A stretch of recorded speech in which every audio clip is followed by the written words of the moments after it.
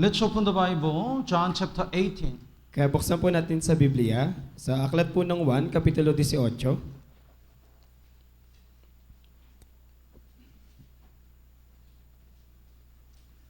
John chapter 18, verses 1 to 3. Kapitulo 18 po, talatang 1 hanggang 3. With Brother Ian, we're gonna read alternately. Kaya basahin po natin ang salitan. Verse 1, Nang masabi ni Jesus ang mga salitang ito, siya'y umalis na kasama ng kanyang mga alagad na tumawid sa libis ng Cedron patungo sa isang pook na may isang halamanan na pinasok niya at ng kanyang mga alagad.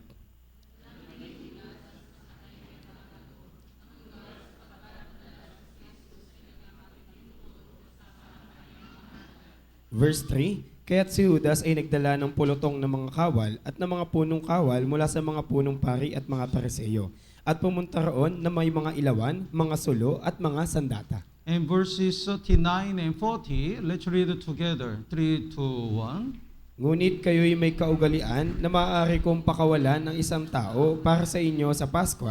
Gusto ba ninyong pakawalan ko para sa inyo ang hari ng mga Hudyo? Sila'y sumigaw na muli, hindi, ang taong kundi si Barabas. Si Barabas ay isang tulisan. Every Sunday, we are studying the book of John. Kaya linggo-linggo po natin pinag-aaralan yung aklat ni Juan. Book of John is one of the most important Bible. Kaya yung aklat ni Juan, isa po ito sa napakahalagang aklat sa Biblia. So through the book of John, we can see who is Jesus Christ very clearly. Kaya sa pamamagitan po ng aklat ni Juan, may kilala po natin kung sino ba talaga ng malinaw si Jesucristo. Then after Jesus shared the Last Supper with his disciples, he went out. Kaya pagkatapos na magsalo-salo si Jesucristo kasama yung kanyang mga alagad ng kanilang huling hapunan, sila ay lumabas. And he was arrested. At siya po ay dinakip. And he was persecuted. At siya po ay pinag-uusig. And he was sued in the court. At siya po ay kinasuhan doon po sa may korte. So the Israel people chose Barabbas instead of Jesus Christ. Kaya yung mga Israelita, kanila pong pinili si Barabas at hindi po si Jesus. So that's why Jesus was crucified. At yun po yung dahilan kung bakit po naipako si Jesus. That's the contents of the John chapter 18. Kaya yun po yung nilalaman ng 1 Kapitulo 18. Then today, we're gonna learn the lesson through the John chapter 18. Kaya ngayon pag-aaralan po natin yung mga aral dito po sa Kapitulo 18. The verse 1 and 2, would you read? Sa verse 1, Nang masabi ni Jesus ang mga salitang ito, siya'y umalis na kasama ng kanyang mga alagad na tumawid sa libis ng Cedron patungo sa isang pook na may isang halamanan na pinasok niya at ng kanyang mga alagad. Alam din ni Judas na sa kanya nagkanulo ang lugar sapagkat madalas na si Jesus ay nakikipagtipon doon kasama ng kanyang mga alagad. When Jesus had spoken these words, it means Jesus shared the many promise and the word of God in the Last Supper. Kaya sabi, nang masabi ni Jesus ang mga salitang ito, ibig sabihin, nung oras na sila po'y nagdidiwang ng huling hapunan, maraming pangako yung sinabi si Jesus. When Jesus said that he gonna die, then disciples were so sorrowful. Dahil nung sinabi ni Jesus na siya ay mamamatay, yung mga alagad niya ay labis na nabagabag. So Jesus promised he will come again. Kaya nga po nangako si Jesucristo, siya ay babalik muli. Jesus promised he prepared the heaven for them. Nangako si Jesus na inihanda niya yung langit para sa kanila. Jesus promised to send the Holy Spirit for them. At ipinangako din ni Jesus na ibibigay niya yung mga aliw sa kanila. So Jesus comforted them, and after that, he went out with his disciples. Kaya nga inaliw ni Jesus yung kanyang mga alagad at pagkatapos nun, sila ay lumabas kasama ng kanyang mga alagad. And over the brook Kidron, where there's a garden. That garden is the Gethsemane garden. Kaya pumunta sila sa libis ng Cedron, doon po sa isang halamanan. Yung halamanan po na yun ay yung halamanan ng Gethsemane. Then Jesus used to pray there. At doon po sa halamanan na yun, lagi po nananalangin si Jesus. Please bookmark here and let's look at the Luke chapter 22. Lagyan po natin dito ng tanda at tignan po natin sa Lucas, Kapitulo 22, Luke chapter 22, verse 39. sa talatang 39. Lucas po, Kapitulo 22, talatang 39.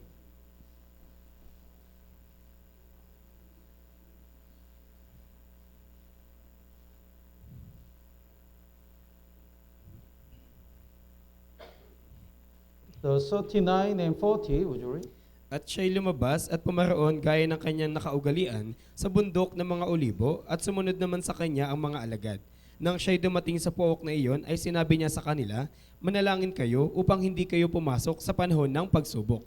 Gethsemane Hill is in the mountain of Olives. Kaya po yung halamanan ng Gethsemane, dito po yung matatagpuan sa bundok ng mga olibo. So whenever Jesus had the problems and the concern, he went to the Gethsemane Hill and prayed. Kaya sa tuwing meron pong problema at alalahanin si Jesucristo, lagi po siya pumupunta sa halamanan ng Gethsemane at nananalangin. The Bible says, as he was accustomed, it means he always, the many times he used to go and pray. Kaya sabi ng Biblia, gaya ng kanyang nakaugalian. Ibig sabihin, lagi na po talaga siyang pumaparoon at nananalangin. So I have a question. Kaya meron po akong tanong. When you have a concern or problem, what do you do? Sa tuwing meron po kayong alalahanin o problema, ano po yung ginagawa nyo? Some people, in order to forget the concern, they watch the movie or listen the music. Yung ibang mga tao, para makalimutan nila yung kanilang alalahanin, sila ay nanonood ng mga palabas o nakikinig ng mga kanta. Or some people, to release the stress, they eat a lot. O kaya naman yung ibang tao, para maalis yung kanilang stress, labis silang kumakain. Or some people sleep. O kaya yung iba naman, at labis yung pagtulog. Some people commit sin. At yung iba naman, gumagawa na lang ng kasalanan. But Jesus, whenever he faced on the problem, he went to the Gethsemane Hill and prayed. Pero si Jesucristo, sa tuwing meron po siyang problema, siya ay pumaparoon sa halamanan ng Gethsemane at nananalangin. We should have the Gethsemane Hill. Kaya dapat magkaroon po tayo ng halamanan ng Gethsemane. Whenever we faced on the difficulties, we go there and pray, and we should have the personal fellowship with God. Kaya sa tuwing meron po tayong mga kahirapan, dapat po tayong pumunta sa ating Gethsemane at ating pong i-fellowship o magkaroon po tayo ng fellowship kasama yung Diyos. Let's look at the Matthew chapter 6, Tignan po natin sa Mateo Kapitulo 6. verse 6. Mateo po, Kapitulo 6, talatang 6.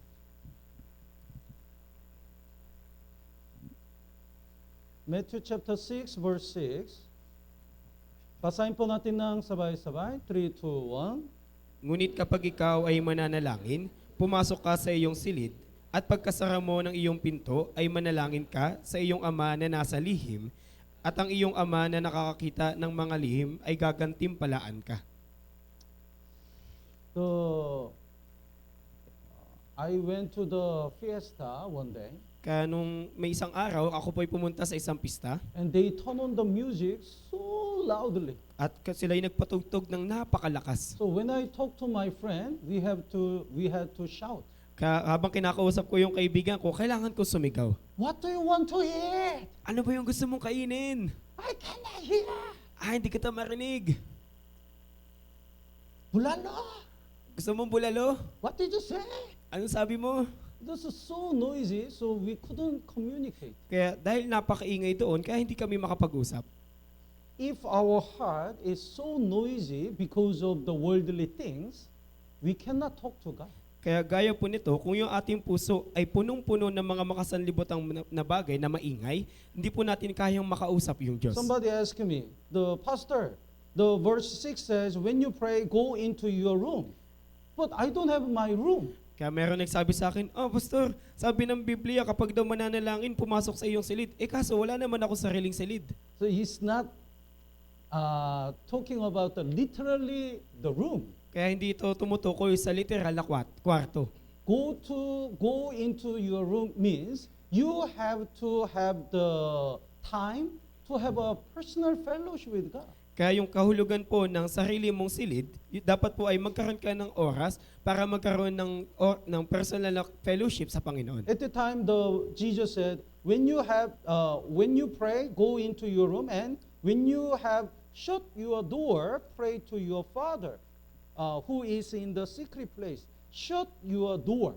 Kaya nung sabi po ni Jesus, kapag ikaw ay mananalangin, pumasok ka sa iyong silid, at pagkasara mo ng iyong pinto, ay manalangin ka sa iyong ama na nasa lihim. At sabi po ni Jesus, isara mo ang iyong pinto. In order to have the personal fellowship with God, we have to shut the door. Kaya para magkaroon po tayo ng personal na fellowship sa Panginoon, dapat po nating isara yung pinto. We have to turn off the cell phone. Dapat po nating patayin yung ating cellphone. We have to turn off the laptop or TV. Then when we stop all the noise, when we shut the door of the world, we can have the personal fellowship with God. Dapat po natin patayin yung ating laptop, yung ating TV, at kapag atin na pong naisara yung mga bagay na yon, sabi, isara mo ang iyong pinto, nang sa gayon, pwede na po tayo magkaroon ng fellowship sa Panginoon. So when Jesus shared the important sermons with the disciples, he went to the Gethsemane hill and prayed. Kaya nga pagkatapos na makapagbahagi si Jesus ng sermon, sa huling sermon sa kanyang mga alagad, sila ay umalis at pumunta sa halamanan ng Gethsemane at nanalangin. Until his sweat becomes a blood, he sincerely prayed to God. Hanggang sa ang kanyang pawis ay naging dugo, labis po talaga siyang nanalangin. And let's go back to John chapter 18 At balikan po natin yung 1 Kapitulo 18 and verse 3. sa talatang 3. Let's read it together. 3, 2, 1. Kaya't si Judas ay nagdala ng pulutong ng mga kawal at ng mga punong kawal mula sa mga punong pari at mga parseyo. At pumunta roon na may mga ilawan, mga sulo at mga sandata. Now the Iscariot Judah brought to the many people to arrest Jesus Christ. Kaya ngayon po, si Judas Iscariote ay nagpadala ng maraming mga tao upang takpin si Jesus. Actually, Judas was one of the 12 disciples. Sa katunayan po, si Judas, isa po siya sa 12 alagad. And he listened to all the sermons of Jesus. At kanya pong napakinggan yung mga sermon ni Jesucristo. He already looked at all the miracles of Jesus. At nakita niya rin po yung mga himala na ginawa ni Jesus. He already saw the Jesus rose the dead Lazarus from the death. Kanya pong nakita na binuhay muli ni Jesucristo yung patay na si Lazaro mula sa pagiging patay. And he saw the Jesus fed the 5,000 people with the 5 pieces of bread and 2 fish. At nakita niya rin po na pinakain ni Jesucristo yung 5,000 tao sa pamamagitan ng 5 tinapay at 2 isda. But how could he betray Jesus? Pero paano niya pa rin nagawang i-betray po si Jesus? Because even though he spent the 3.5 years with Jesus, he didn't know who he is and who Jesus is.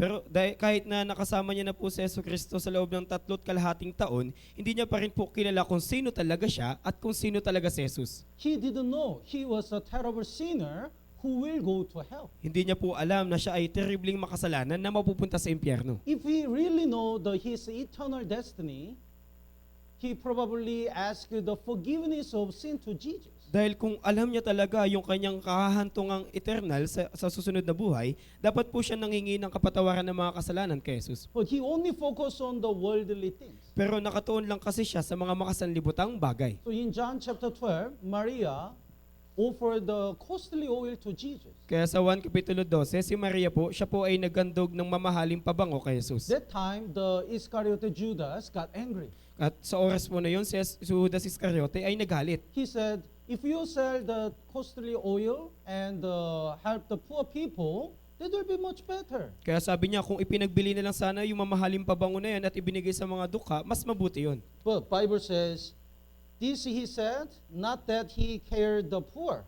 Pero sabi ng Biblia, ngunit ito yung sinabi niya, hindi dahil nagmamalasakit siya sa mga dukha. But because he was a thief and had the money box and he used to take what was put in it. Kundi sapagkat siya isang magnanakaw at palibasay nasa kanya ang supot, ay kinukuha niya ang inilalagay doon. So he didn't think about his sins. Kaya hindi niya po naiisip yung kanyang kasalanan. He only focused on how to get the more money. Kundi nakatuon lamang po siya kung paano siya makakuha ng mas marami pang pera. That's why he didn't have a time or a chance to look at himself. Kaya nga wala po siyang oras o panahon na pagmasdan yung kanyang sarili. And he couldn't see Jesus Christ either.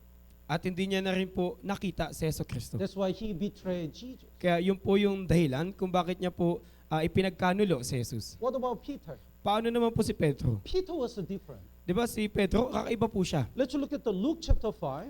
Tignan po natin sa Lucas Kapitulo 5. Luke chapter 5 verse 6. Lucas po, Kapitulo 5, talatang 6. When he obeyed Jesus, he caught a lot of fish. Nung siya po ay sumunod kay Jesucristo, nakakuha po siya ng napakaraming isda. Verse 6. Nang magawa nila ito, nakahuli sila ng napakaraming isda at halos masira ang kanilang mga lambat. So, if we go to the lot of fish, what would we think? Kaya kung makakahuli po tayo ng napakaraming isda, ano yung iisipin natin? How much is it? Magkano kaya to? 3,000? 5,000? 3,000, 5,000? Maybe today I'm gonna buy the pork for my family. Maari ngayon makakabili na ako ng baboy para sa pamilya ko. I'm gonna buy the toy for my son. Bibilang ko din ng laruan yung mga anak ko. But Peter didn't think any other things. Pero hindi po nag-isip ng ibang bagay si Pedro. He was not joyful because of the many fish. Hindi nga siya natuwa dahil sa nakahuli siya ng napakaraming isda. When he looked at this miracle, because when Jesus says the casting the net in the deep, that was not possible to catch the many fish, but it happened. Ngunit dahil nung sinabi ni Jesucristo sa kanya na pumunta ka sa malalim at ihulog ninyo ang inyong mga lambat upang makahuli, nung nakita niya po na nangyari po talaga yun, natakot po siya. When he looked at that miracle, he got surprised. Nung nakita niya po yung himala na yun, labis po talaga siyang namangha. And he realized Jesus is Christ. At naunawaan niya po na si Jesus yung Kristo. Then he thought, if Jesus is Christ, who am I? At naisip niya na kung si Jesus yung Kristo, sino ako? He realized he's not worthy to stand before God. Naunawaan niya na hindi siya karapat dapat na tumayo sa harapan ni Jesus. That's why he confessed like verse 8. Basahin po natin ng sabay-sabay. 3, 2, 1. Ngunit nang makita ito ni Simon Pedro, lumuhod siya sa paanan ni Jesus na nagsasabi, "Lumayo ka sa akin sapagkat ako'y taong makasalanan, O Panginoon." If Jesus was with him, he can catch the fish more and more.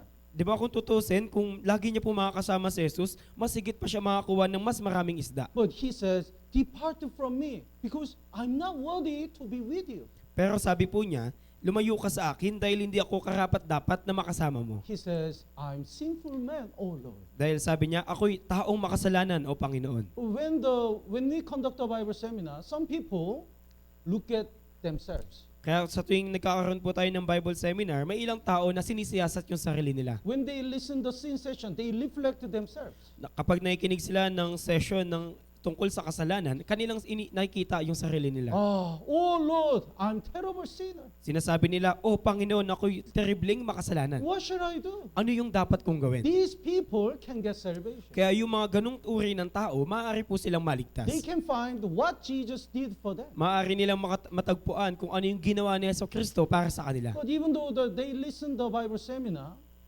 if they don't look at themselves, they always think, how can I earn the more money and how can enjoy their life?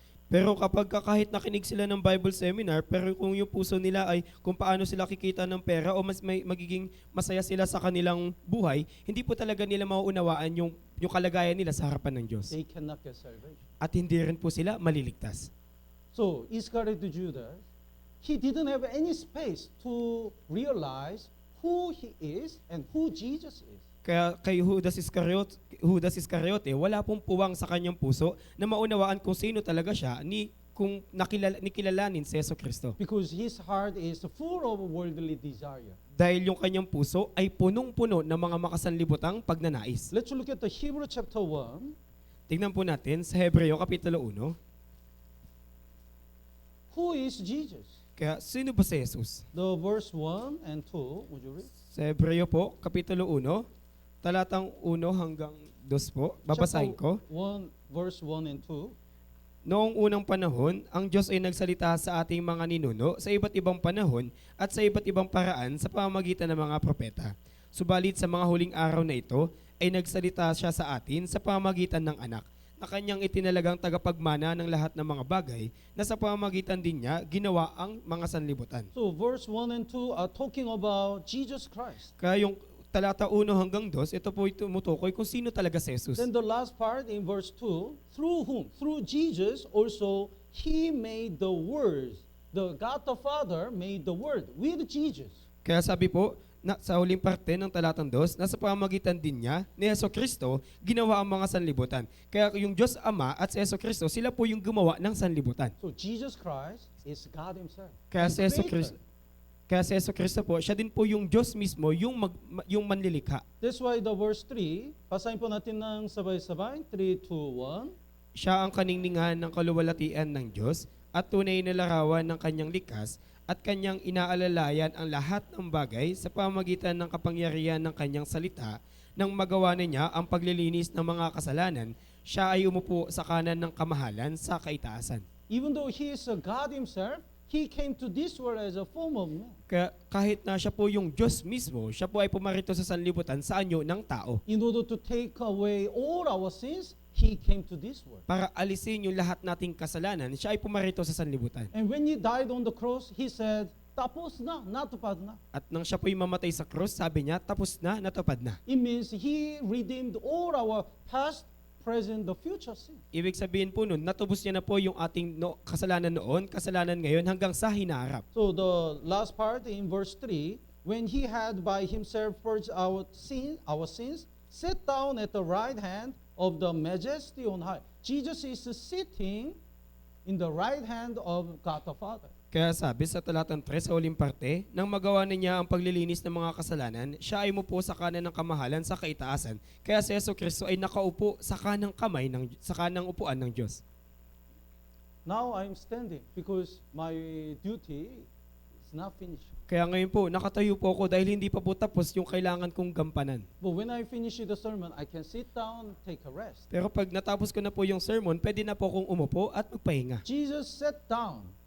It means he already finished all the work about salvation. Kaya umupo po si Jesucristo. Ibig sabihin, naisagawa niya na po yung lahat ng gawain para sa kaligtasan. Because Jesus finished the eternal redemption, we don't need to do anything for our salvation. Kaya dahil naisagawa na ni Jesucristo yung lahat ng bagay para sa kaligtasan, kaya wala na po tayong dapat pang gawing anuman. So Hebrews chapter 1 says, Jesus is a creator and God himself and Savior. Kaya sinasabi po ng Hebreo Kapitulo 1 na si Jesus yung manlilikha, siya po yung Diyos mismo at siya din po yung tagapagligtas. But Iscariot Judah, because of the worldly desire, he didn't know how much terrible sinner he is and who Jesus is. Pero dahil po kay Judas Iscariote, dahil yung kanyang puso ay puno ng mga sanlibutan mga pagnanasa, hindi niya po nakilala yung kanyang sarili at hindi niya po kilala si Jesucristo. Actually, he is one of the 12 disciples. So his position is very precious and high.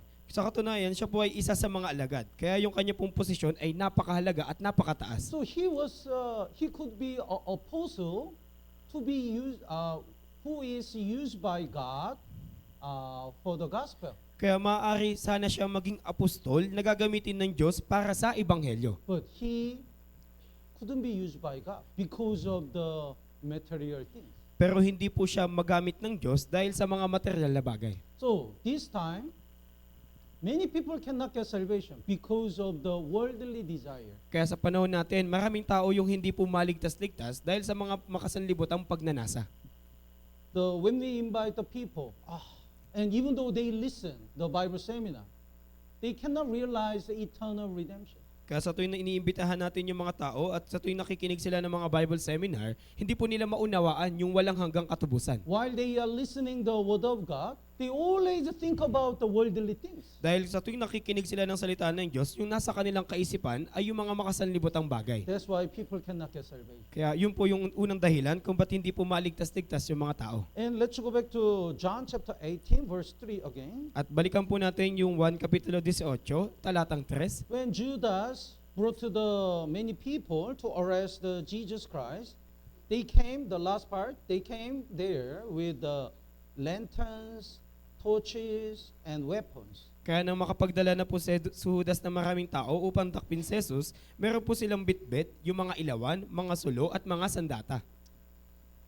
They represent the people who rely on their own works. Kaya ito po yung kumakatawan sa mga taong umaasa sa kanilang sariling kalakasan. Actually, Jesus is a light. Sa katunayan, si Jesus po yung liwanag. And Jesus came to this world to shine the light in each one's heart. At pumarito po si Jesucristo dito sa mundo para magbigay ng liwanag sa puso ng bawat isa. But these people rely on their lantern and torch. Pero yung mga taong to, nakaasa sila sa kanilang mga ilawan at mga sulo. They rely on their weapons. At sila yung umaasa sa kanilang mga sandata. Many people rely on their things. Kaya maraming tao na umaasa sa kanilang mga bagay. Many people think if they attend the church and they do the good works and they pray a lot and offer the money, because of their own works, they can go to heaven. Kaya maraming tao na nagsasabi pag nagsimba sila, kapag gumawa sila ng mabubuting bagay, kapag nanalangin sila, kapag nagbigay sila ng pera, sa pamamagitan ng kanilang mga gawa ay sila makakapasok sa langit. The Bible clearly says, without Jesus, nobody can go to heaven. Pero malinaw na sinasabi ng Biblia na kung wala si Jesucristo, walang sino man yung makakapasok sa langit. Jesus is the only light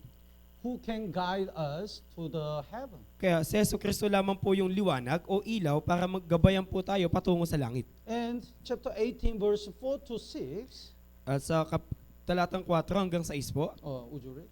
si Jesus na nakakaalam ng lahat ng mga bagay na mangyayari sa kanya ay lumabas. At sa kanila'y sinabi, "Sino ang inyong hinahanap?"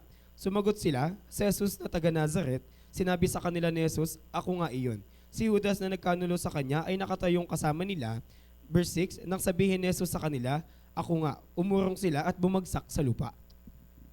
When they tried to arrest Jesus Christ, Jesus boldly approached them. Then Jesus said, "Whom are you seeking?" Kaya nang kanila pong tinangka na dakpin po si Jesucristo, may katapangan po silang hinarap ni Jesus at sinabi sa kanila, "Sino ang inyong hinahanap?" Then they answered, "Jesus of Lazarus." At yung sagot nila, si Jesus na taga Nazaret. Amazing thing is, when Jesus answered, "I'm he," then even though they came to arrest Jesus, they kneeled down. Kaya yung nakakamanghang bagay po dito, nang sabihin ni Jesus na ako nga iyon, kahit na ang pakay nila doon ay dakpin si Jesus, sila ay umurong at bumagsak sa lupa. The verse 6, the last part, they drew back and fell to the ground. Kaya umurong sila at bumagsak sa lupa. Why? Bakit kaya? Did Jesus shout, Sumigaw ba si Jesus? "I'm here"? Ako nga. So they get surprised and fell into the ground. Tapos nagulat sila at bumagsak sa lupa. Or Jesus aimed the gun. O kaya tinutukan sila ng baril. Are you looking for me? Ako ba hinahanap nyo?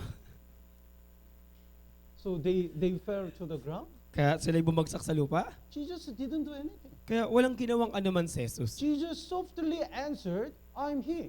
Kundi mayroon pong kahinahunan, sumagot po si Jesucristo sa kanila, "Ako nga." But even though they couldn't understand, they knelt down Pero kahit na hindi nila maintindihan, sila'y bumagsak sa lupa. because they felt that the majesty of Jesus. Dahil naramdaman po nila yung kaluwalhatian ni Jesucristo. They felt that Jesus is God himself. Naramdaman nila na si Jesus talaga yung Diyos. The same things happens when God appeared into Israelite. Kaya sa katunayan, parehong bagay po yung nangyari nang si Jesus ay nagpakita sa mga Israelita. In Exodus chapter 19, when God appeared in front of the Israel people, there were thunders and lightning and trumpet. So all people were trembling and fearful. Kaya nang sa Exodus talatang kapitulo 19 po, nang ang Diyos ay magpakita sa mga Israelita, meron ang sinabi po ng Biblia, meron po mga kulog at kidlat at maraming mga tunog ng trompeta. Because they felt God's justice. Dahil naramdaman po nila yung hukom na Diyos. They felt that the majesty of God. Naramdaman po nila yung kaningningan ng Diyos. But people are so stubborn. Pero yung mga tao, matitigas po yung puso nila. Think about this. If they fell to the ground, they should have said, "Look, even though we came here to arrest you, we are terrible sinners. We did something wrong." Isipin niyo po to, di ba kahit na pumaroon sila para dakpin si Jesucristo, pero kung ganun yung naramdaman nila, dapat ang sinabi nila na, Panginoon, kahit na naparito kami para dakpin ka, kami nagkasala. "Lord, I don't know why I'm so trembling and fearful. Panginoon, hindi ko alam bakit ako nanginginig at natatakot. I'm so afraid. So please help me to get salvation. Kaya takot na takot ako, kaya pakiusap, tulungan mo ko na maligtas. Please teach me who you are." Pakiusap, ituro mo sa akin kung sino ka ba talaga. But instead of repentance, they were stubborn. So finally, they caught Jesus. Pero imbis na magsisi, dahil sa katigasan ng kanilang puso, yung kahuli-ulian nito, kanila pong dinakip si Jesus. Their stubbornness overcame their fear. Kaya yung katigasan ng kanilang puso ay napagtagumpayan yung kanilang takot. Even these days, It happened many times. Let's look at the Matthew chapter 28. Kaya maraming ulit itong nangyari. Tignan po natin sa Mateo Kapitulo 28. When Jesus resurrected, the Roman soldiers and the servant of the Jews already watch it. Kaya nga po nang si Jesus ay nabuhay muli, yung mga sundalong Romano at yung mga alagad nito ay nakita po yung bagay na yun. 28 verse 4, Sa talatang 4 po, when Jesus resurrected, they got surprised. They got shocked. kaya nang muling mabuhay po si Jesus, sila ay nagulat. So the guards shook for fear of him and became like the dead man. At sa takot sa kanya, nanginig ang mga bantay at naging tulad sa mga patay. So they informed their priest. Kaya binanggit po nila ito sa punong pari. The verse 11, Sa talatang 11 po, would you read? habang patungo sila roon, ang ilan sa mga bantay ay pumunta sa lungsod at ibinalita sa mga punong pari ang lahat ng mga bagay na nangyari. So when they inform, the priest and the Jews should have repent. Kaya di ba nung nabanggit sa kanila ito, di ba dapat yung mga punong pari at yung mga Hudyo ay nagsisi? Jesus is resurrected, Muling nabuhay si Jesus? then it means the Jesus that we killed is Jesus Christ, Ibig sabihin, Messiah that we had waited. yung Jesus na pinatay natin ay yung Kristo, yung tagapagligtas na inaantay natin? We did great sin. Kaya nakagawa tayo ng napakalaking kasalanan. We should repent. Dapat tayo magsisi. But instead of saying repentance, they were so stubborn. Pero imbis na magsisi, sila po'y labis na nagmatigas. So they did like this, verse 12, Kaya ganito yung ginawa nila sa talatang 12 12 and 13. hanggang 13 po. They pushed these guards to tell a lie. Kaya pinilit nila yung mga alagad na yun na magsinungaling. Would you read? Pagkatapos makipagpulong sa matatanda, nagpanukala sila na magbigay ng sapat na salapi sa mga kawal na sinasabi, sabihin ninyo ang kanyang mga alagad ay dumating ng gabi at siya'y kanilang ninakaw samantalang kami natutulog. And the verse 15, let's read it together, 3, 2, 1. At ginawa nga ng mga tumanggap ng salapi ang ayon sa itinuro sa kanila, ang salitang ito ay kumalat sa mga Hudyo hanggang sa araw na ito. Their stubbornness overcame their fear. Kaya yung katigasan ng kanilang puso ay nakapagtagumpayan yung kanilang takot. When the people listened to the Bible seminar, they realized God is alive and Bible is really true. Kaya sa tuwing nakikinig yung mga tao ng Bible seminar, kanilang nauunawaan na yung Diyos ay totoo at yung Biblia ay katotohanan. So little by little, they are afraid. Kaya unti-unti, ganun yung nararamdaman nila. And when they listen to the sin session, they are really fearful. At sa tuwing napapakinggan nila yung session ng kasalanan, talagang labis silang natatakot. But some people are so stubborn. Pero yung ilang tao, matitigas yung puso. Even though they are afraid, they keep insisting. They already got salvation, they already knew the answer, and they already can go to heaven. Kaya kahit na ganun na yung nararamdaman ng mga tao, lagi pa rin nilang pinipilit na sila'y naligtas na, alam na nila yung sagot, at sila'y sigurado na makakapasok sa langit. They are not honest. Kaya wala po silang katapatan. If they are honest, they should say, yes, I'm so fearful. I really afraid to go to hell. Kaya dahil kung tapat sana sila, sasabihin nila na nakakatakot talaga at takot ako mapunta sa impyerno. But if they are stubborn, I think it's not true. Pero kung matigas yung puso nila, sasabihin nila, tingin ko hindi yan totoo. I'm Catholic, Ako katoliko so ko. I cannot believe this. Hindi ako maniniwala dyan. Even though they are afraid and even though they think that it looks like a right and truth, they keep stubborn. They are still stubborn. Kaya kahit na natatakot na sila at nakikita na nila yun talaga yung tama at katotohanan, patuloy pa rin sila sa katigasan. That's why people cannot get salvation. Kaya yung mga tao ay hindi po maligtas-ligtas. So if people focus on the worldly pleasure, they cannot get salvation. Kaya kapag ang tao ay nakatuon sa makasanlibutang pagnanasa, hindi sila maliligtas. And if people are stubborn and keep their own idea and own way, they cannot get salvation. At kapag yung tao ay matigas yung ulo at pinipilit yung kanilang sariling kaisipan at paraan, hindi rin sila maliligtas. Let's go back to John chapter 18, Kaya balikan po natin sa 1 Kapitulo 18, verses 7 to 9. sa talatang 7 hanggang 9.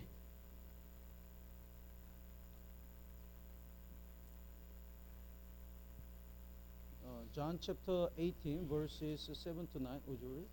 Kaya't muli niyang tinanong sila sino ang inyong hinahanap? The verse 8. Verse 8 only. Would you read? Sa verse 8 po, sumagot si Jesus, sinabi ko sa inyo, ako nga, kung ako nga ang inyong hinahanap, hayaan ninyo makaalis ang mga taong ito. So when the people tried to catch Jesus, Jesus said, if you seek me, let these go their way. Kaya nang sinubukan pong dakpin ng mga alagad si Jesus, sabi po niya, kung ako ang inyong hinahanap, hayaan ninyong makaalis ang mga taong ito. So Jesus protect his disciples. Kaya prinotektahan po ni Jesus yung kanyang mga alagad. Because at that time, they were not saved yet. Dahil sa mga panahon po na yun, yung mga alagad ay hindi pa ligtas. When they realized Jesus died for them and resurrected for their righteousness, when Jesus, after resurrection of Jesus, they can get salvation. Dahil kapag naunawaan pa lang nila na si Jesus ay namatay para sa kanilang kasalanan at si Jesus ay nabuhay muli para bigyan sila ng katwiran, at kapag nakita na nila na si Jesus ay nabuhay muli, kanilang mauunawaan na sila ay naligtas. That's why Jesus protect them not to die. Kaya nga prinotektahan sila ni Jesucristo upang hindi mamatay. But after disciples got salvation, Jesus allowed them to die for Jesus. Pero pagkatapos na maligtas yung mga alagad ni Jesus, pinahintulutan na silang mamatay ni Jesus. Because when they die, they directly go to heaven. Dahil kapag namatay na sila, direkta na po sila makakapasok sa langit. When they die, they receive the great, glorious reward. At kapag namatay na sila ay makakatanggap ng napakadakilang gantimpala. So let's look at the Revelation chapter 2. Tignan po natin sa Apokalipsis, kapitulo 2. So even though the Apostle Peter said that he gonna die for Jesus, Jesus didn't allow it because he was not saved. Kaya nga kahit na nagnanais si Apostol Pedro na mamatay para kay Jesus, hindi po yung pinahintulutan ni Jesus dahil hindi pa siya pwedeng mamatay kay Jesus. But when he died, when he got salvation, Jesus allowed him to be killed for Jesus. Pero nung siya po ay naligtas na, pinahintulutan na po ni Jesus na siya ay mamatay para kay Jesus. So the Revelation chapter 2 verse 10, here is the church in Smyrna. Kaya sa talatang 10 po, nandito po yung iglesia ng Smyrna. The verse 10. Basahin po natin ng sabay-sabay. 3, 2, 1. Huwag mong katakutan ang mga bagay na malapit mo nang danasin, malapit ng ikulong ng dyablo ang ilan sa inyo upang kayo'y masubok at magkaroon kayo ng kapigatian sa loob ng 10 araw. Maging tapat ka hanggang sa kamatayan at ibibigay ko sa iyo ang korona ng buhay. This is so, how can I say, very amazing verse. Kaya ito pong talatang to ay labis na nakamamangha. The verse 9, God said to the church in Smyrna, I know your work and tribulation and the poverty, but you are rich. Kaya po dito po sa talatang 9, sabi ni Jesus sa iglesia ng Smyrna, alam ko ang iyong kapigatian at ang iyong karalitaan, ngunit ikaw ay mayaman. So God already know how much suffer they are. Kaya alam po ng Diyos kung paano silang labis na napipigati. And the poverty, this word, there are two kinds of poverty in Greek. Kaya nga po dito po yung ibig sabihin ng karalitaan, meron pong dalawang ibig sabihin sa salitang Grego. One poverty is when I compare with others, I'm poorer than others. Yung unang kahulugan po ng karalitaan, pag kinumpara ko yung sarili ko sa iba, ako ay mas mahirap kaysa kanila. But another poverty word is extremely poverty. So they don't have anything to eat and anything to have. Kaya yung isa pa pong kahulugan ng karalitaan ay yung labis na kahirapan na kung saan wala na po silang makain at wala silang matanggap na tulong. This poverty is the second word. At yung the extremely poverty. At yung kahulugan po ng karalitaan dito po sa talata na to ay yung pangalawa, yung labis na kahirapan. So, think about this. If God already knows how much they suffered and how much they were persecuted and poor, then now in verse 10, don't worry, you're gonna be blessed. He should say it like this. Kaya nga po, isipin niyo po ito, kung alam na ni Jesus na labis silang naghihirap, labis silang inuusig at labis silang napakahirap, sa talatang 10, dapat ang sasabihin niya, isipin niyo to, Sabi niya po sa verse 10 na, hayaan niyo pagpapalain ko kayo. But God said, the verse 10, the next part, indeed, the devil is about to throw some of you into prison, then you may be tested. You will have the tribulation 10 days. Pero imbis na yung bagay na yun, ang sabi ni Jesus sa talatang 10, malapit na ikulong ng dyablo ang ilan sa inyo upang kayo'y masubok. So it means like, I know your tribulation, but you will have more tribulation. Kaya yung sa madaling salita, alam ko na naghihirap kayo pero labis pa kayong maghihirap. And more amazing word is, be faithful until death. At yung nakakamangha pa po dito, maging tapat ka hanggang sa kamatayan. So we want our children to study hard. Di ba gusto po natin na yung mga anak natin ay mag-aral ng mabuti? Tama pa ba? But we don't want our children to study until death. Pero ayaw natin na yung mga anak natin na mag-aral hanggang mamatay. Right? If they are about to die, we don't want them to study. Dahil, Stop, you're gonna die. dahil kung mamamatay na sila, gusto na natin silang pigilan dahil ikamamatay na nila yon. But God said, be faithful until death. Pero ang sabi ng Diyos, maging tapat ka hanggang sa kamatayan. God allow us to die for God Pinahintulutan ng Diyos na tayo'y mamatay para sa Diyos. because we can go to heaven. Dahil makakapasok na tayo sa langit. And because God prepared the great reward for the people who die for the Lord. At yung isang dahilan pa, yung Diyos ay naganda ng dakilang gantimpala para sa mga taong mamamatay para sa Kanya. That's why God said, be faithful until death, and I'll give you the crown of life. Kaya nga sabi ng Diyos sa talatang 10, maging tapat ka hanggang sa kamatayan at ibibigay ko sa iyo ang korona ng buhay. So before Peter was saved, Jesus didn't allow him to die for him. Kaya bago pumaligtas si Pedro, hindi po pinahintulutan ng Diyos ni Jesus na mamatay siya para sa Kanya. But when he gets salvation, Jesus allowed him to be martyred for the Lord. Pero nang siya po'y maligtas, pinahintulutan na po ni Jesus na siya'y maging martir para sa Panginoon. Let's go back to John chapter 18. Balikan po natin sa 1 Kapitulo 18. So Jesus protected his disciples when he was caught. Kaya protektahan po ni Yesu Kristo yung kanyang mga alagad nang siya po'y dakpin. At the time, the Peter got angry. Nung oras po na yun, si Pedro ay nagalit. He had the sword. Kaya meron po siyang tabak. The verse 10 and 11, verse 10 first, would you read? Pagkatapos, si Simon Pedro na may tabak ay hinugot ito at tinaga ang alipin na pinakapunong pari at tinagpas ang kanyang kanang tainga. Ang pangalan ng alipin ay Malco. Have you cut somebody's ear? Kaya nakapagputol na ba kayo ng tenga? It's not easy, Hindi po yun madali. right? But he didn't hesitate. Pero hindi po siya nagdalawang isip. He was a short temper. Kaya dahil siya po ay maiksi yung pasensya. When he got angry and he thought, you came to arrest our Lord, you have to die.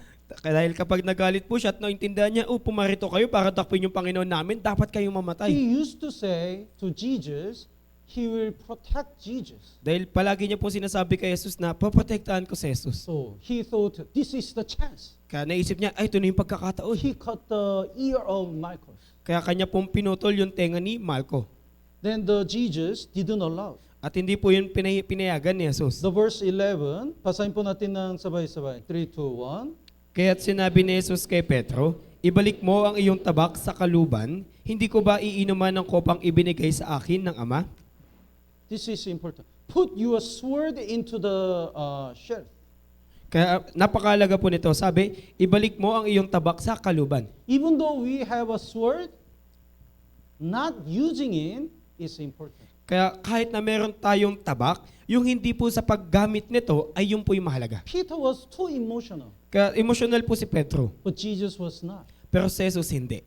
Because Jesus exactly thought if Jesus already knows, if he doesn't die on the cross, nobody can go to heaven. Dahil alam na po ni Jesus na kung siya'y hindi mamamatay sa krus, walang sino man yung makakapasok sa langit. So Peter, he used his sword, his power, Kaya si Pedro po, ginamit niya po yung kanyang tabak, yung kanyang kapangyarihan, because he can. dahil kaya niya naman. But Jesus, even though he could use his power, he didn't use it. Pero si Jesus, kahit pwede naman niyang gamitin yung kanyang kapangyarihan, hindi niya po yun ginamit. in order to achieve the will of God. Nang sa gayon, kanya pong maisagawa yung kalooban ng Diyos. So Matthew chapter 26, let's look at the Matthew chapter 26, Tignan po natin sa Mateo Kapitulo 26, verse 53. talatang 53 po. Would you read? O sa akala mo ba'y hindi ako maaaring tumawag sa aking ama at padadalhan niya ako ngayon din ng mahigit sa 12 pangkat na mga anghel. Jesus is God. Kaya yung si Jesus yung Diyos mismo. And the one legion is 600 the soldiers. Kaya yung katumbas po ng isang legion ay 6,000 So 12 legions sundalo. of angel means the 7,200 angels. Kaya yung kahulugan po ng 12 pangkat ay 7,200 anghel. So if Jesus says one word, go and kill them all, Kaya kapag then the angel came and killed all people. Kaya kapag nagsalita lang si Jesus ng isang salita na pumarito kayo at pumunta, at kapag pumunta yung mga anghel, kanilang papatayin yung lahat ng kawal. Jesus had the power, Kaya meron pong kapangyarihan si Jesus, but he didn't use it pero hindi po niya ginamit. because only one thing he thought was how to achieve the will of God, how Da- to achieve the eternal redemption. Dahil yung isang bagay na nasa kanyang isipan ay kung paano maisasagawa yung kalooban ng Diyos at kung paano maisasagawa yung walang hanggang katubusan. So verse 54, basahin po natin ng sabay-sabay. 3, 2, 1.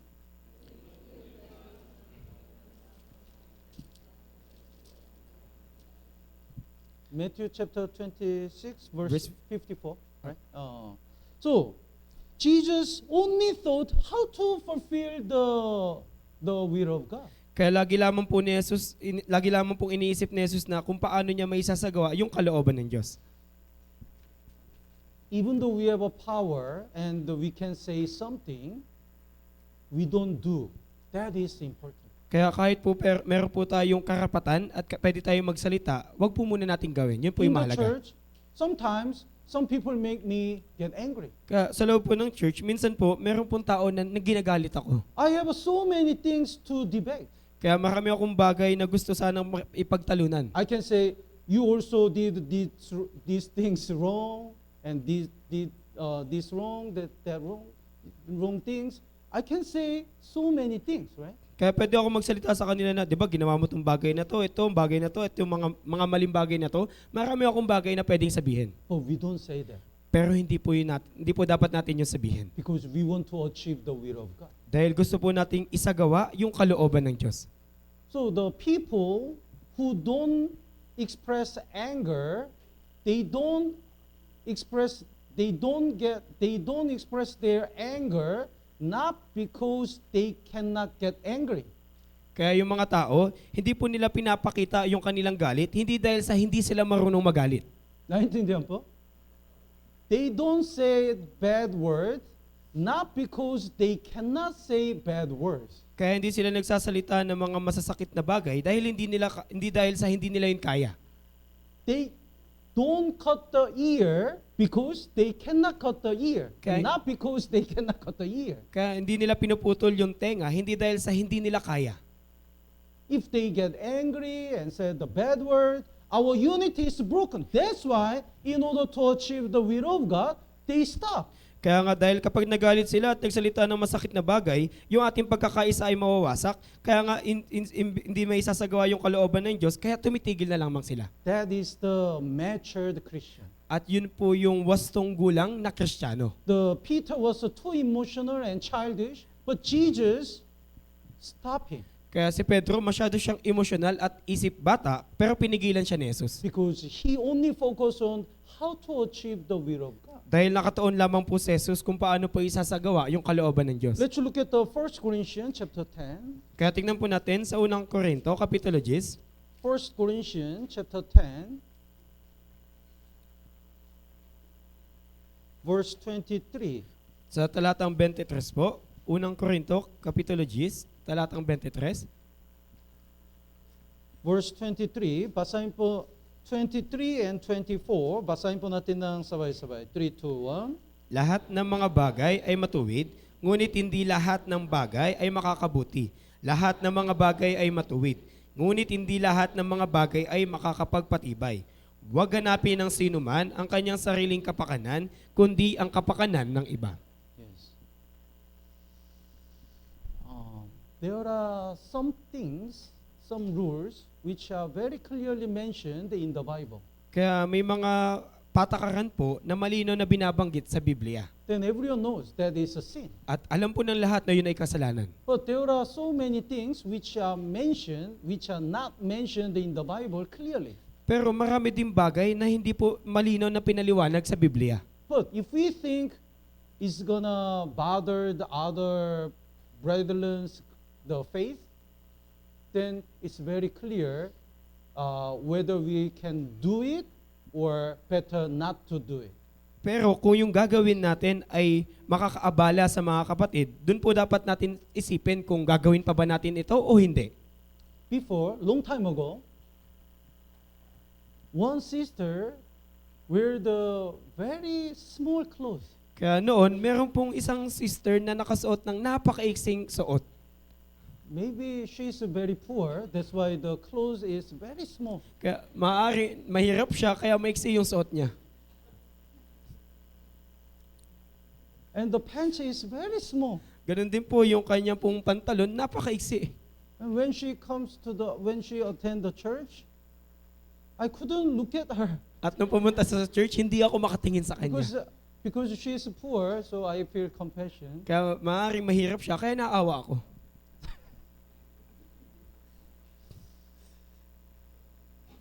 Then she said, I kindly suggest to change the clothes. Kaya ako po ay may kabutihang sinabi sa kanya na palitan mo yung damit mo. And she asked, is there any rule in the Bible? At tinanong niya ako, meron bang patakaran sa Biblia?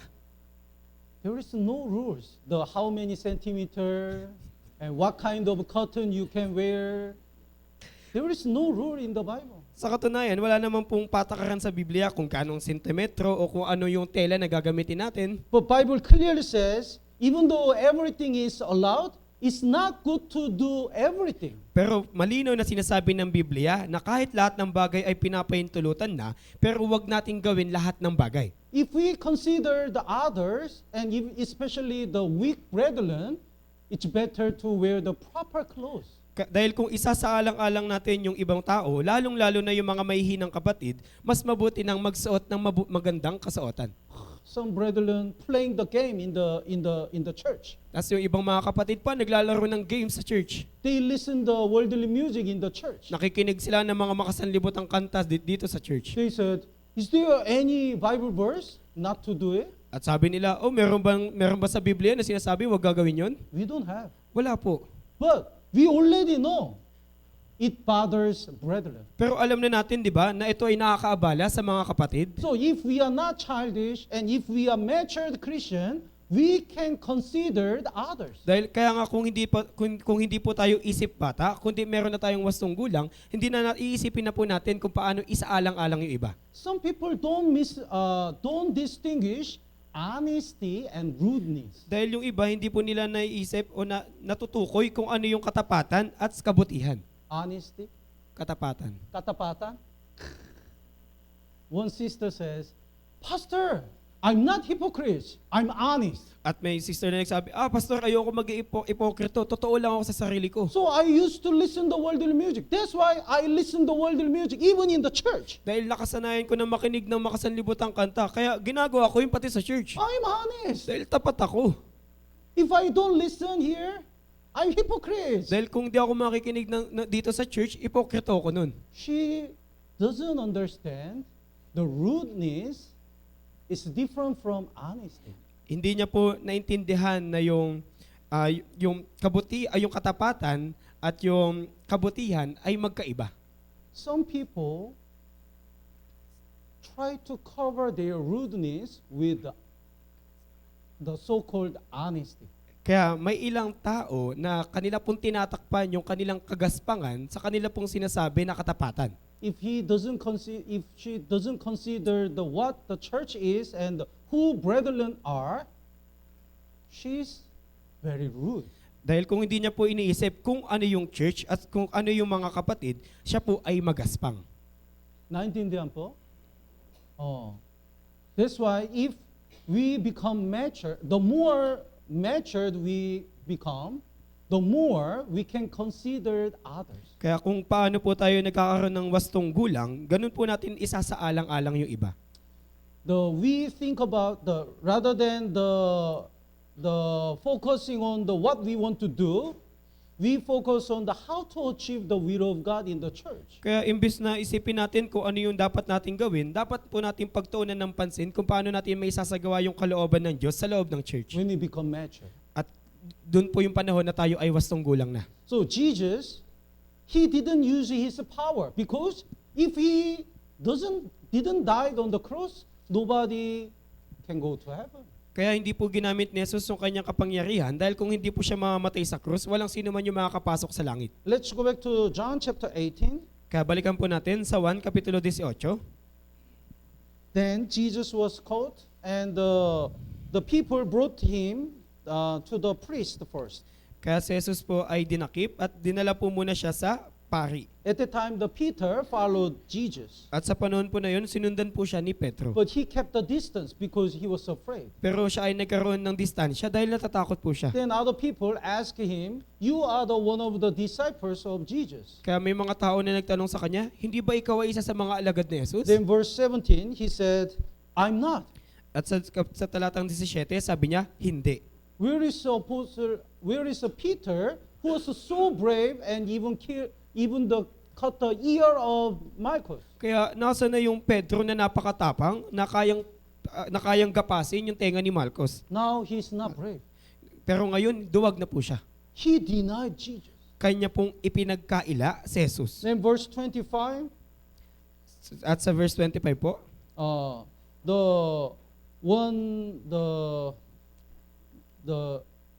some other people ask again, "You are the one of the disciples?" He said, "I'm not." kaya meron na naman nagtanong sa kanya na, hindi ba ikaw ay isa rin sa kanyang mga alagad? At sinabi niya, hindi.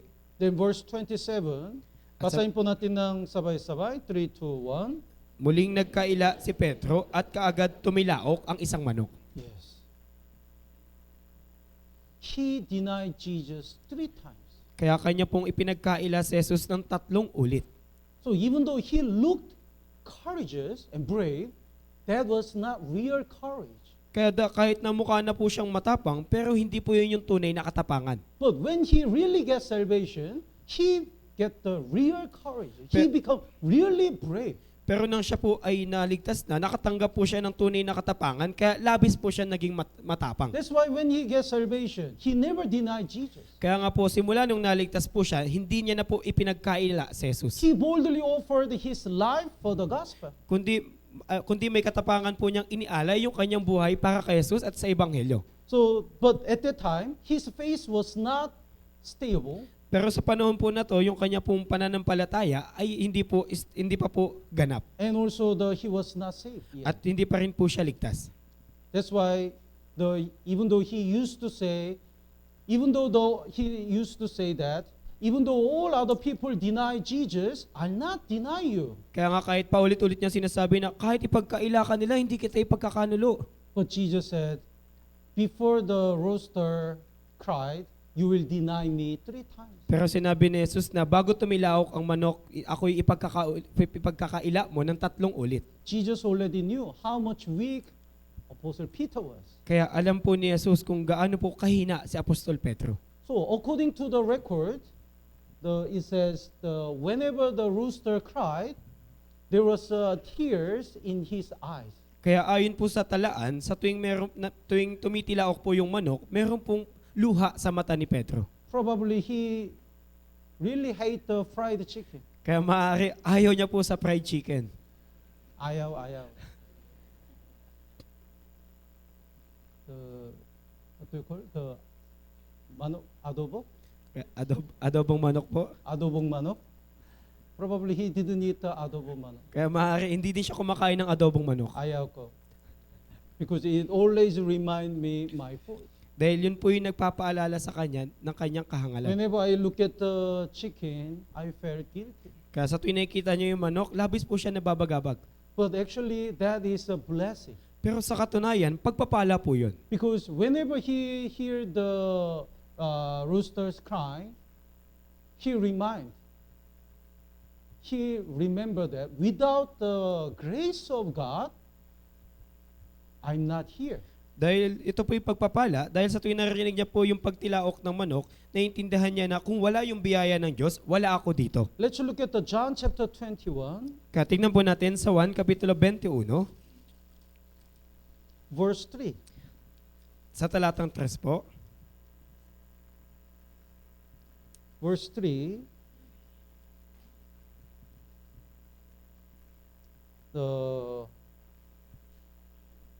Simon Peter, is Apostle Peter, said to them, the other disciples, I'm going fishing. Kaya sinabi sa kanila ni Simon Petro sa mga alagad, mangingisda ako. Actually, before chapter 21, he already looked at the Jesus Christ. The Jesus Christ already appeared among disciples after he was resurrected. Sa katunayan po, bago po mangyari itong talatang 21, yung si Jesus po, pagkatapos po niya muling mabuhay, nagpakita na po siya ng 3 ulit sa mga alagad. But Peter went to fishing. Pero si Pedro, nagpasya siyang mangingisda siya. Why? Bakit kaya? Because he thought Jesus would not use him anymore. Dahil iniisip niya na hindi na po siya gagamitin pang muli ni Jesus. Another verse says, when the Apostle Peter denied the Jesus 3 times, at the last, he cursed Jesus. Sa ibang talata po, nung sinasabi po na ng kanya pong ipagkaila si Jesus, kanya pong itinakwil o sinumpa si Jesus. At the time, the Jesus and Peter look at each other. At pagkatapos po niyang sumpain si Jesus at si Pedro ay nagkatinginan. That's why when the rooster cried, the Peter went out and cried bitterly.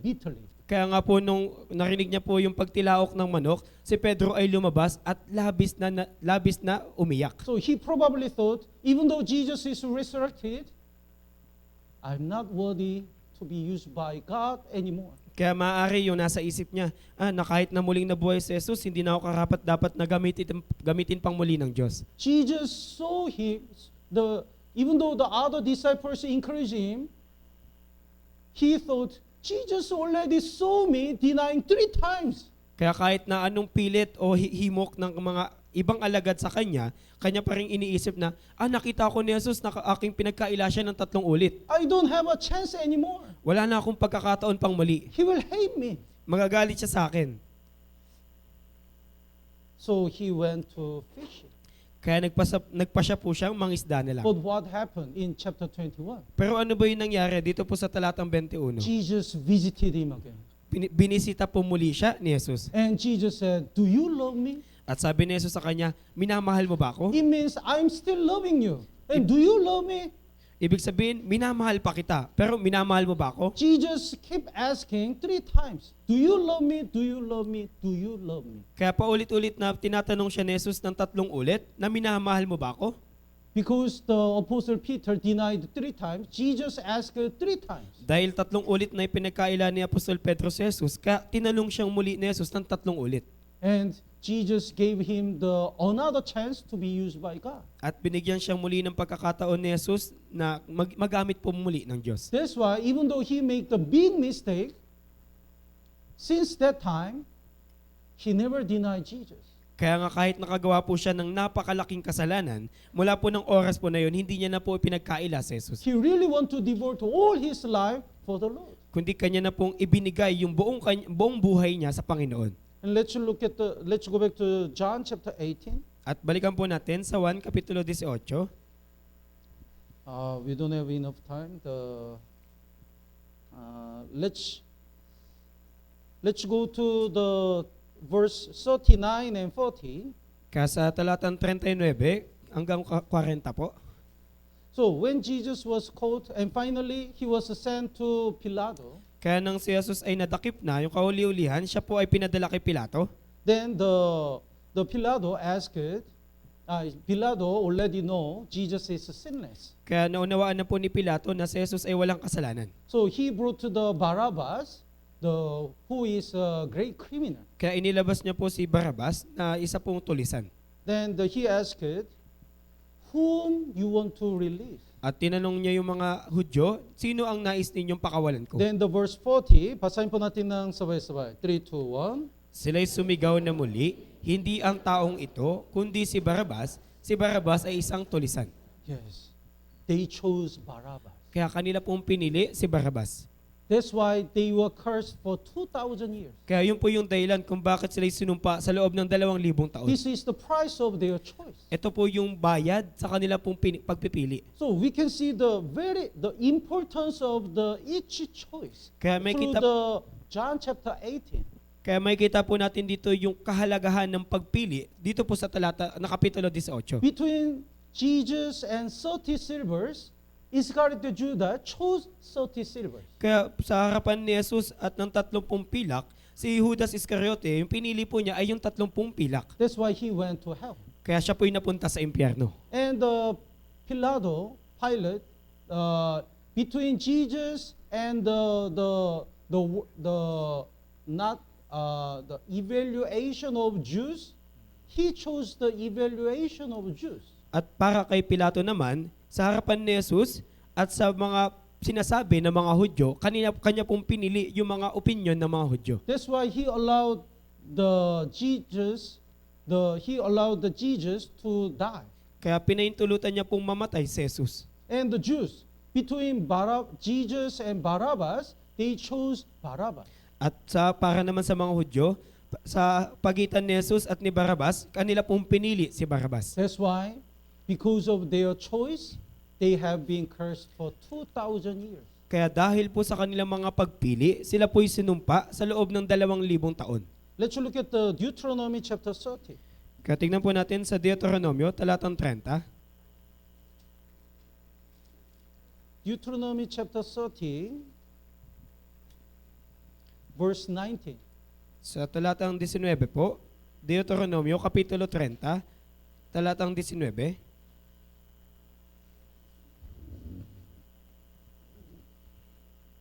Deuteronomy chapter 30, verse 19. Basahin po natin ng sabay-sabay. 3, 2, 1.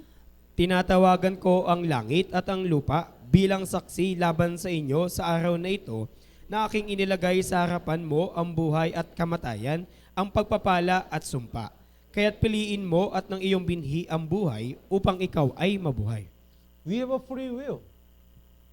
Kaya meron po tayong kalayaan sa pagpili. That's why we can choose it. Kaya pwede po tayong mamili. God prepared the life and death and blessing and curse. Kaya inihanda ng Diyos yung buhay, kamatayan, pagpapala at sumpa. God really wants all of us to choose life and blessing. Kaya ninanais po talaga ng Diyos na yung bawat isa sa atin ay piliin yung buhay at pagpapala. God wants us to choose to listen the word of God and get salvation. Kaya gusto ng Diyos na piliin natin na makinig ng salita ng Diyos at maligtas. But if people don't like it and choose the curse or the death, they cannot get salvation because of their choice. Pero kung ayaw ito ng mga tao, kundi bagkus kanilang pinili yung kamatayan at sumpa, hindi sila maliligtas at mapupunta sila sa impyerno dahil sa kanilang pagpili. The Iscariot Judas and the Pilate and the Jews, they choose the wrong thing, wrong side. Kaya si Judas Iscariote, si Pilato at yung mga Hudyo, kanila pong pinili yung ibang panig. But what about Abraham? Pero paano naman si Abraham? When God called him, he didn't hesitate and go to the land of Canaan. Nang tawagin ng Diyos si Abraham, hindi po siya nagdalawang isip, kundi pumunta agad siya sa lupain ng Kanaan. When God called Joshua, he didn't hesitate. He offered his whole life for the Lord. Nang tawagin ng Diyos si Josue, hindi siya nagdalawang isip, kundi kanya pong binigay yung kanyang buong buhay sa Panginoon. Joseph, instead of choosing to commit the sexual sins, he cleansed himself. Si Jose naman, imbis na piliin yung paggawa ng sexual na kasalanan, kanya pong nilinis yung kanyang sarili. When Jesus called his disciples, instead of the comfort life, they left everything and followed Jesus. They choose to follow Jesus. At nang tawagin ni Jesus yung kanyang mga alagad, imbis na piliin yung komportableng buhay, kanila pong iniwan ang lahat at kanila pong sinundan si Jesus. Lahab was a harlot. Kaya si Rahab po, siya po ay bayarang babae. But she chose to stand in the side of God. Pero kanya pong pinili na pumanig sa panig ng Diyos. That's why he could save all her family. Kaya yun po yung dahilan, kaya naligtas po yung kanyang buong pamilya. And he became the part of the line of Jesus. At siya po yung naging parte ng talaan ng buhay ni Jesus. Let's look at the Matthew chapter 1. Tingnan po natin sa Mateo Kapitulo 1. If you study the genealogy of Jesus, you can see how much important our choice is. Kaya kung pag-aaralan po natin yung talaan ng lahing pinagmula ni Jesucristo, makikita po natin yung kahalagahan ng pagpili. Chapter 1 verse 5. Sa talatang 5 po, The Salmon begot Boaz and by Rahab. Rahab is a harlot. naging anak ni Salmon kay Rahab. Si Rahab po yung bayarang babae. But because of her good choice, she became the mother of Boaz. Pero dahil sa kanyang mabuting pagpili, siya po yung naging nanay ni Boaz. Boaz got married with Ruth. At si Boaz naman, kinasal po siya kay Ruth. Ruth is also is a Gentile woman. Kaya si Ruth din po, siya po ay babaeng hintil. But Ruth decided to follow God. Pero si Ruth po, siya po siyang sumunod sa Diyos. So when she faced on the famine, instead of going back to the hometown, she chose to follow God. Kaya nang siya po yung nakaharap ng tagutom, imbis na umuwi sa kanyang sariling bahay, siya po ay nagpa siyang sumunod kay Naomi. So God guided her to marry Boaz. Kaya ginabayan po siya ng Diyos na maikasal kay Boaz. Then from their sons, the David was born. At pagkatapos nito, mula sa kanilang mga apo, si David ay ipinanganak. And from that line, Jesus Christ was born. At mula na po sa lahi po na yon, ipinanganak po si Jesus. So because of choice, they entered in the line of Jesus. Kaya dahil sa kanilang pagpili, sila po'y pumasok sa talaan ng lahi ni Jesus. We have to know our choice change our life. Kaya dapat po nating malaman at maunawaan na yung pagpili natin ay yung magbabago ng ating buhay. So think about this. Iscariot Judah committed suicide.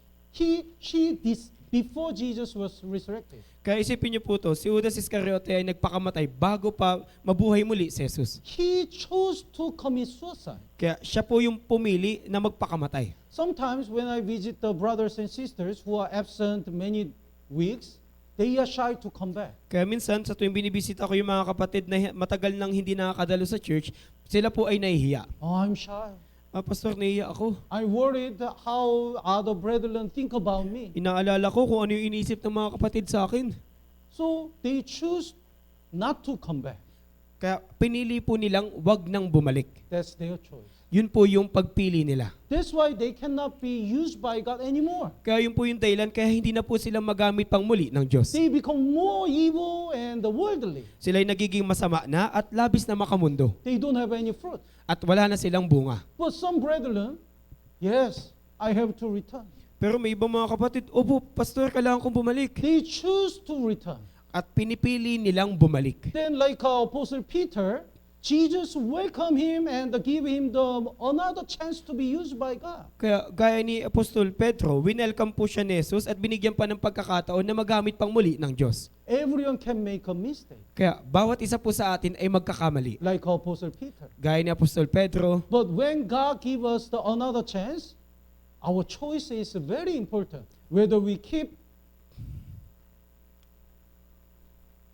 staying in our sins or whether we repent and return to God. pero kung bibigyan po tayo ng Diyos ng pagkakataon na makapagbalik pong muli, nasa sa atin na po kung tayo ba'y magpapatuloy sa ating pagkakasala o kung tayo ay babalik sa church. Naintindihan po? So in John chapter 18, we can see the importance of the choice. Kaya dito po sa 1 Kapitulo 18, matututunan natin dito yung kahalagahan ng pagpili. So depending on our choice, our life will be changing. Kaya depende po sa ating pagpili, yun po yung kararatnan ng ating buhay. Also, our eternal life will be changing. At gayon din po, yung ating buhay na walang hanggan ay mababago. So hopefully, we always stay in the church and choose to stand in the side of God. Kaya umaasa po ako na lagi po tayong mananatili sa church at piliin po nating pumanig sa panig ng Diyos. Tama po ba? Let's pray together. Manalangin na po tayo.